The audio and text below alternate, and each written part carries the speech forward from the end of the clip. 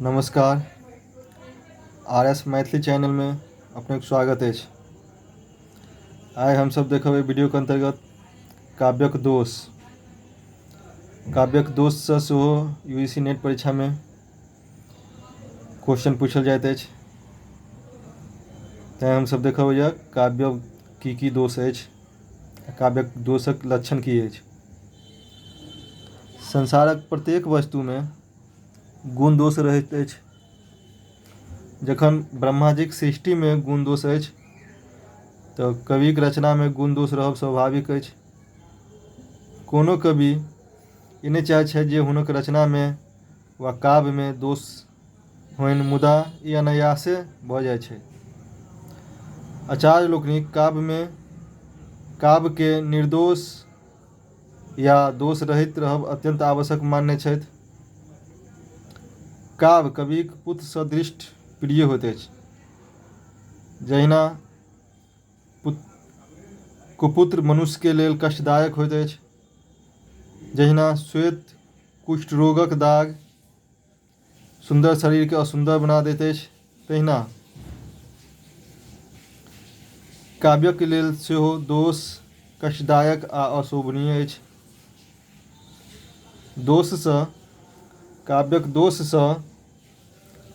काव्यक सौंदर्य कम भऽ जाइत अछि आ अर्थ बुझबा में सेहो कठिन लगऽ लगैत अछि। अब हम सब काव्यक दोषक कुछ लक्षण देखब जे विभिन्न आचार्य लोकनि द्वारा देल गेल अछि। पहिल छथि आचार्य वामन। कहने छथि गुण विपर्याय सातमानो दोषः। आचार्य वामन दोष के गुणक विपरीत मानने छथि। उनका बाद अछि अग्नि पुराण में कहल गेल अछि गुण काव्यक दोष के बदले में के संबंध में कहल अछि अग्नि पुराण में उद्वेग जनको दोषः। अग्नि पुराण में उद्वेग जनक काव्य के दोषयुक्त काव्य मानल गेल अछि। उनका बाद छथि आनंदवर्धन। आनंदवर्धन काव्यक लक्षण संबंध में कहै छथि श्रुति दुष्ट दयो दोषा अनित्या ये च दार्शिता। अर्थात नित्य आ अनित्य के काव्य दोष कहल जाइत अछि। आनंदवर्धन अनुसार नित्य आ अनित्य के काव्यक दोष मानल गेल अछि। उनका बाद छथि आचार्य विश्वनाथ। आचार्य विश्वनाथ कहने छथि रसापकर्ष का दोषः। वो आचार्य विश्वनाथ रसक अपकर्षकारक तत्व के दोष माने छथि। एक बाद छथि मम्मट। आचार्य मम्मट कहने छथि मुख्यार्थ हति दोषः। अर्थात जैसा काव्यक मुख्य अर्थक अपकर्ष होइत ये काव्यक दोष हैत। विभिन्न विद्वानक मतक अनुसार काव्यक भेद एहि प्रकार अछि। कतेको विद्वान काव्यक भेद तीनोटा कहने अछि, कोई चारो आ कोई पाँचो।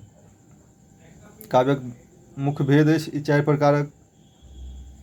पहिल अछि शब्द दोष, दोसर अर्थ दोष, तेसर रस दोष, चारिम वाक दोष। बहुत विद्वान एगो छंद दोष के सेहो काव्यक दोष मानने छथि। बहुतो नहियो माने छथि छंद दोष में। कारण जे अगर कथा उपन्यास लिखब तो में छंदक आवश्यकता नहीं पड़ैत अछि, तैं छंद दोष के ओहिठाम आवश्यकता नहीं देल गेल अछि, आवश्यक मान्यता नहीं देल गेल अछि। तैं काव्यक भेद भेल मुख्य रूप से ई चारिटा। आब देखब हम सब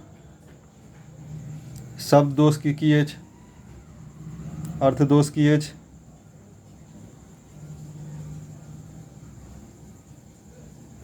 शब्द दोष अछि श्रुति कटु,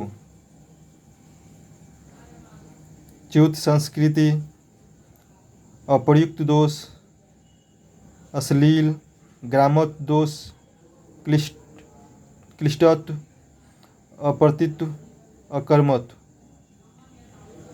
शब्द दोष भऽ गेल कोनो शब्दक अर्थ बोध होयबामे प्रथमतः जे दोष प्रतीत होइत अछि सएह शब्द दोष होइत अछि। आ शब्द दोषमे पहिल अछि श्रुति कटु, अर्थात जे सुनैमे सुन्दर नहि लगै, जेना भेल मधुर पद पदांश वा वाक्यांशक प्रयोगक स्थान पर कटु पद पद्यांश या वाक्यांशक प्रयोग कयल जायत तो श्रुति कटु दोष मानल जायत। दोसर अछि च्युत संस्कृति, व्याकरणक विरुद्ध पद पद्यांश या वाक्यक प्रयोग रहत तो च्युत संस्कृति काव्य दोष मानल जाइत अछि। तेसर भेल अप्रत्युत दोष। अप्रत्युत दोष भेल जे व्याकरण आदि से सिद्ध अप्रचलित शब्दक प्रयोग अप्रत्युत शब्द दोष मानल जाइत अछि। एहिके बाद अछि अश्लील काव्य दोष, जेना लज्जास्पद घृणास्पद वा अमंगल वाक्यक प्रयोग रहत तो अश्लील का शब्द काव्य दोष मानल जायत। एहिके बाद अछि ग्राम्यत्व। काव्य में ग्रामीण शब्दक प्रयोग ग्राम्यत्व दोष मानल जाइत अछि। जेना कोई एकटा अचेश पद जेना बाहरे अकबरा तेरे जे ठाठ नीचे दरी और ऊपर खाट में अकबरा शब्द के प्रयोग केने छथि अकबर के जगह पर तो ओ भेल ग्राम्यत्व दोष। जेना नीचे दरी आ ऊपर खाट, दरी के बदला में कालीन रहे तो सुंदर रहे, ओहिठाम कालीन के बदला में एहिठाम दरी प्रयोग कयल गेल अछि आ खाट सिंहासन के बदला में खाट के प्रयोग कयल गेल अछि, तैं ग्राम्यत्व दोष मानल गेल। अगिला अछि क्लिष्टत्व। जँ प्रयुक्त शब्दक अर्थ ज्ञान अत्यंत कठिन से होइत अछि तो ओ क्लिष्ट शब्द अछि। जखन जे कोनो शब्द एहन प्रयोग भेल रहत जकर अर्थ बुझनाइ क्लिष्ट रहत तो क्लिष्टत्व दोष मानल जाइत अछि। जेना एकटा पद देखियौ, वेद नखत ग्रह जोड़ि अधर करी सो बनत अब खात। माने एकटा गृहिणी नायिका कोनो छै, ओ कहि रहल छै जे वेद नखत ग्रह जोड़ि अरध करी सोई बनत अब खात। माने वेद भेल 4, नखत भेल 7 27 आ ग्रह भेल 9। अब कहलखिन जे वेद नखत आ ग्रह माने 4 27 और 9 के जोड़ के अरध करी माने आधा करब, तो वेद के भगल संख्या 4 नक्षत्र के 27 और 9 के जोड़ला से 40 होइत अछि, एहि के आधा करै छै तो 20 होइत अछि। माने अर्थात नायिका डायरेक्ट ई नहि कहलक जे हम 20 खा लेब, ओ कहै छै वेद नखत ग्रह जोड़ अरध करी सोई व्रत अब खात। अर्थात नायिका 20 खायत, तैं ओहिजाँ क्लिष्ट शब्दक प्रयोग कयल गेल अछि। जेना एकटा और अछि पद, एक अचंभा देखा भाई ठाढ़ो सिंह चरावे गाय। ई तऽ अचंभा अछि जे गाय के चरा रहल अछि, सिंह चरा रहल अछि। ओहिठाम सिंह के अर्थ इहो भऽ सकैया जे कोनो व्यक्ति के नाम सिंह होइत, या 4 ठाढ़ होके गाय के चरा रहल छथि। फिर एकटा पद अछि, चेले के गुरु लागे पाई पकड़ बिलाय मुर्गे खाई। तो वो संभव नहीं है चेला के गुरु जे है गोर लगते आ नहीं, इहो संभव नहीं जे पकड़ बिलाय मुर्गे खाई, जे बिलाय के पकड़ के मुर्गा खा लेत। वो सब क्लिष्ट शब्द छै, एकर अर्थ बुझब, तैं ओ भेल क्लिष्टत्व दोष। एहिके बाद अछि अप्रत्युत दोष, जाहिठाम पारिभाषिक शब्दक प्रयोग से काव्य में अप्रत्युत दोष उत्पन्न होइत अछि तो प्रत्युत दोष कहल जाइत अछि। जेना विस्मय गोदावरी अमृतन को फल देत। विस्मय, विस्मय माने जलमय हेबाक चाही। एहिठाम विस्मय शब्दके प्रयोग कयल गेल अछि। विस्मय गोदावरी अमृतन को फल देत। तऽ जब विस्मय रहतै तऽ ओहिठाम जलमय हेबाक चाही विस्मयके जगह पर, तैँ भेल अपरतित शब्दके प्रयोग कयल गेल अछि। तऽ अपरतित दोष भेल। अकर्मत्व, जाहिठाम वाक्यमे जखन शब्दक क्रम औचित्य नहि रहत तऽ अकर्मत्व दोष मानल जाइत अछि। जेना सही क्रम होइत अछि वाक्य बालक खेलाइत छथि या बालक खेलाइत अछि, एहिके अगर कर्मत्व दोष करबै तऽ भऽ जायत बालक अछि खेलाइत, या कुछो लिख सकै छी माने क्रमके उल्टा पुल्टा कऽ देना। जेना राम रोटी खाइत अछि तऽ एहिके उल्टा कऽ देबै खा रहल अछि रोटी राम, तऽ ओ की भऽ जायत अकर्मत्व दोष। दोसर भेल अर्थ दोष। अर्थ दोषक अर्थ होइत अछि जे जतऽ पद संयोजक के निर्दिष्ट रहैत अछि किंतु अभिप्रेत अर्थ अभिव्यक्त होइत अछि दूषित। शब्दक अर्थ जे अछि निर्दिष्ट रहैत अछि, लेकिन ओहिके अर्थ की होइत अछि दूषित अभिव्यक्त कयल जाइत अछि, तऽ भेल अर्थ दोष। शब्द अर्थ दोष। अर्थ दोष पहिल अनावश्यक प्रयोग, निर्मुक्त पुनरुक्त दोष, पुनरुक्त दोष, दुष्क्रमत्व दोष, निहतार्थता दोष, सहचर भिन्नता दोष, प्रकाशित विरुद्ध दोष, अश्लील, ई सब भऽ गेल अर्थ दोष। अश्लील अर्थ दोष आ शब्द दोष दुनूमे अछि। अर्थ दोषक पहिल भऽ गेल अनावश्यक प्रयोग, जतऽ एहन अर्थयुक्त शब्द प्रयोग कयल गेल रहैत अछि जाहिसँ नहि तऽ अर्थ वर्ण वस्तुके कोनो विशिष्टक व्यंजना होइत अछि और नहि ओकर अभावमे पदक अर्थ पर कोनो व्याघात होइत अछि। अनावश्यक प्रयोग कयल जाइत अछि जे शब्दके, जेना भेल सबसँ सर्वश्रेष्ठ। जब सर्वश्रेष्ठ अछि तऽ सबसँ के जोड़ैके आवश्यकता नहि अछि। जेना बहुत उत्तम, बहुत उत्तम कहनाइ आवश्यक नहि अछि। जब उत्तम अछि तऽ फेर बहुत आ कमके आवश्यकता की पड़ैत अछि। कोइ कहैत जेना पूर्णतः मरि गेल अछि, जब ओ मरले अछि तऽ पूर्णतः आ कम मरैमे की अथी, तऽ ओहिठाम पूर्णतः शब्द अनावश्यक प्रयोग अछि। दोसर अछि निर्मुक्त पुनरुक्त दोष, जाहिठाम अर्थक उपसंहारके पुनः ग्रहण कयल जाइत अछि तऽ ओ निर्मुक्त पुनरुक्त दोष होइत अछि। जेना हमरा ऊपर ओ निर्भर छथि, खाय पीबऽ वा सुतऽमे, जीवनके प्रत्येक क्रियामे, हँसबऽमे वा कानऽमे। ओहिठाम ओ कहिए देलखिन जीवनके प्रत्येक क्रियामे, तेसर चरणमे, तऽ फेर हँसऽमे वा कानऽमे कहैके आवश्यकता नहि पड़ै छै। तऽ ओहिठाम पुनरुक्त प्रयोग पुनरुक्त कयल गेल अछि, पुनरुक्ति कयल गेल अछि। तऽ ओ भऽ गेल पुनरुक्त, निर्मुक्त पुनरुक्त दोष। एकर बाद अछि पुनरुक्त, जतऽ एके भाव वा अर्थ भिन्न भिन्न शब्द द्वारा युक्त कयल जाइत अछि तऽ ओ पुनरुक्त दोष होइत अछि। भाव एके रहत लेकिन अर्थ एके रहत लेकिन शब्दके प्रयोग बार बार हैत। जेना जल में उत्पत्ति, जल में वास, जल में नलिनी तोर निवास। हम उत्पत्ति, वास और निवास तीनू शब्दक अर्थ एके अछि आ भाव एके अछि, तैँ पुनरुक्त दोष मानल गेल अछि। जल में उत्पत्ति, जल में वास, जल में नलिनी तोर निवास।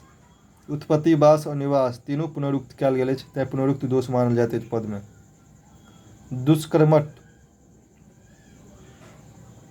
लोक एवं शास्त्रक विरुद्ध वर्णन जे कयल जाइत अछि तऽ ओ दुष्कर्मक दोष मानल जाइत अछि। अगिला अछि निहितार्थता। कोनो शब्दक अप्रसिद्ध अर्थ में प्रयोग भेलासँ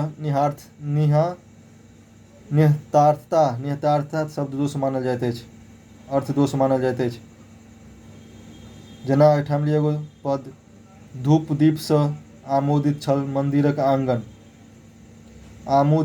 आमोदितके मुख्य अर्थ होइत अछि खुश होएब, लेकिन ओहिठाम आमोदित शब्दके प्रयोग कयल गेल अछि सुगन्धित के अर्थ में। धूप दीपसँ की छल, सुगन्धित छल मन्दिरक आंगन, लेकिन ओहिठाम पद में लिखल गेल अछि धूप दीपसँ आमोदित छल मन्दिरक आंगन, माने धूप दीपसँ प्रसन्न छल मन्दिरक आंगन ने कहि के धूप दीपसँ सुगन्धित छल मन्दिरक आंगन के अर्थ हैत। एहिके बाद अछि सहचर भिन्नता।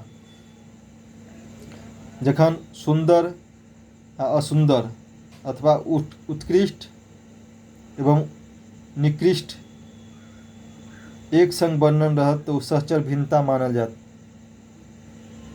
सहचर भिन्नता अर्थ दोष मानल जात। सुन्दर असुन्दर उत्कृष्ट निकृष्ट सबके एके संग वर्णन कऽ देबै तऽ भऽ जायत सहचर भिन्नता अर्थ दोष। जेना वैद्य को वैद्य, गुणी को गुणी, ठग को ठग, ठुमक को थनभावे, काग को काग, मलार मलार को, कांधे गद्धा गद्धा को खुजलावे। एहिठाम वैद्य, गुणी, ठग, तहिना भेल काग, मलार, मलार माने हंस, आ गद्धा माने उत्कृष्ट निकृष्ट दुनू के एके जगह एके पद में दऽ देने अछि, एके जगह वर्णन केने अछि, तेँ भेल सहचर भिन्नता अर्थ दोष। एहिके बाद अछि प्रकाशित विरुद्ध। जाहि अर्थ के कवि प्रकाशित करय चाहैत छथि परंतु विरोधी अर्थ व्यंजित होमय लगैत अछि तो प्रकाशित विरुद्ध अर्थ दोष मानल जाइत अछि। जेना ए सखी पेखल एक अपरूप, सुनित मानव सपन स्वरूप। ना कवि कहने छथि ए सखी पेखल एक अपरूप। अपरूप के अर्थ होइत अछि वास्तविक अर्थ विकृत रूप, कुरूप या विचित्र। लेकिन ओहिठाम ए सखी पेखल एक अपरूप माने ए सखी हम एकटा सुंदर रूप देखलहुँ, सुनब मानव सपन स्वरूप। यदि अहाँ सुनब एहिके बारेमे तऽ लागत जेना सपना के समान। तो एहिठाम अपरूप के अर्थ प्रकाशित करैत करैत जे अछि कोनो दोसर विरोधी अर्थ में व्यंजित कयल गेल अछि, तैँ भेल अप्रकाशित विरुद्ध। अगिला अछि अश्लील। जतऽ कोनो लज्जाजनक अर्थ व्यंजना होइत अछि तऽ ओ की अछि अश्लील अर्थ दोष।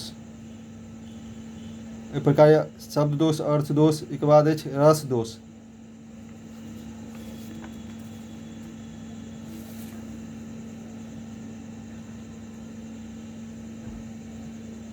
जतऽ कतौ कोनो काव्य में रस से संबंधित दोष रहत तऽ रस दोष मानल जायत।